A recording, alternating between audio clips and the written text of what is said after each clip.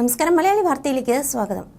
നടിയെ ആക്രമിച്ച കേസിൽ മെമ്മറി കാർഡ് ചോർന്ന സംഭവത്തിലെ അന്വേഷണ റിപ്പോർട്ടിന്റെ വിവരങ്ങൾ പുറത്തുവരുമ്പോൾ കേസിൽ വൻ വഴിത്തിരിവുണ്ടാകുകയാണ്. മെമ്മറി കാർഡ് 3 കോടതികളിലായി അനധികൃതമായി പരിശോധിച്ചുവെന്നാണ് പുതിയ കണ്ടെത്തൽ പുറത്തുവരുന്നത്. അങ്കമാലി മജിസ്ട്രേറ്റ് ലീന റഷീദ്, ജില്ലാ ജഡ്ജിയുടെ PA മഹേഷ്, വിചാരണ കോടതി ശിരസ്തദാർ താജുദ്ദീൻ എന്നിവരാണ് മെമ്മറി കാർഡ് പരിശോധിച്ചത്. Magistrate Leena Rasheed memory card സ്വകാര്യ കസ്റ്റഡിയിൽ സൂക്ഷിച്ചു. സ്വകാര്യ കസ്റ്റഡിയിൽ സൂക്ഷിക്കാമെന്ന ധാരണയിലാണ് മെമ്മറി കാർഡ് കൈവശം വെച്ചതെന്ന് മൊഴിയെന്നും റിപ്പോർട്ടിൽ പറയുന്നു.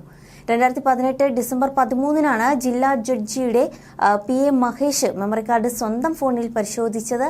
രാത്രി 10:52-നായിരുന്നു മഹേഷ് മെമ്മറി കാർഡ് പരിശോധിച്ചത്. ജില്ലാ ജഡ്ജിയുടെ നിർദ്ദേശപ്രകാരമാണ് മെമ്മറി കാർഡ് തന്റെ ഫോണിലിട്ട് പരിശോധിച്ചതെന്നാണ് PA മഹേഷിന്റെ മൊഴി.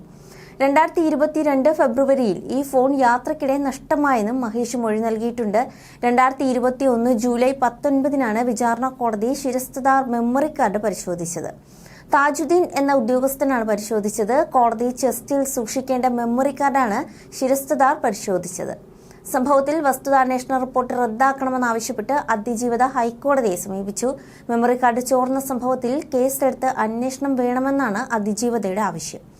IG റാങ്കിൽ കുറയാത്ത ഉദ്യോഗസ്ഥന് ചുമതല നൽകണമെന്നാണ് ആവശ്യപ്പെട്ട് അതിജീവിത ഹൈക്കോടതിയിൽ ഹർജി നൽകിയത്. സഹപ്രവർത്തകരെ സംരക്ഷിക്കാനാണ് ജില്ലാ സെഷൻസ് ജഡ്ജിയുടെ അന്വേഷണമെന്നും മെമ്മറി കാർഡ് അനധികൃതമായി പരിശോധിച്ചതിൽ തെളിവ് ശേഖരിച്ചില്ലെന്നും അതിജീവിത ആരോപിക്കുന്നു. മെമ്മറി കാർഡ് പരിശോധിച്ച ഫോൺ കസ്റ്റഡിയിലെടുക്കാൻ തയ്യാറായില്ല. വസ്തുത അന്വേഷണ റിപ്പോർട്ടിലെ പ്രതികളെ അറസ്റ്റ് ചെയ്യണമെന്നും അതിജീവിത ആവശ്യപ്പെട്ടു. 2018 ജനുവരി 9-ന് രാത്രി 9:58-നാണ് കാർഡ് ആദ്യമായി തുറന്നത്.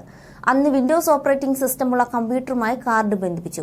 ഈ സമയം 2 ഫയലുകൾ സൃഷ്ടിക്കപ്പെട്ടിട്ടുണ്ട്. രണ്ടാമതായി തുറക്കുന്നത് അതേ വർഷം ഡിസംബർ 13-ന് രാത്രി 10:58-നാണ്.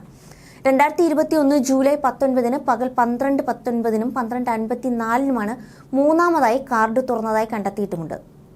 ജൂലൈ 19-ന് പ്രതിയുടെ അഭിഭാഷകന് വീഡിയോ ദൃശ്യങ്ങൾ പരിശോധിക്കാൻ കോടതി അനുമതി നൽകിയിരുന്നു.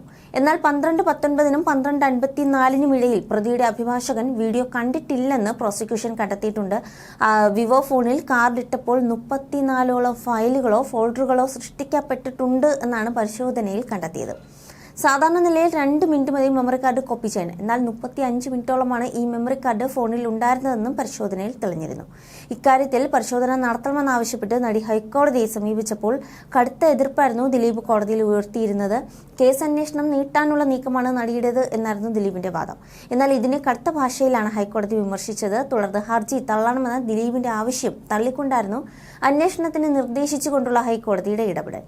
നടി ആക്രമിക്കപ്പെട്ട കേസിലെ പ്രധാന തെളിവാണ് നടി ആക്രമിച്ച ഈ ദൃശ്യങ്ങൾ. ഈ ദൃശ്യങ്ങൾ അടങ്ങിയ മെമ്മറി കാർഡ് കോടതിയുടെ കസ്റ്റഡിയിലാണുള്ളത്.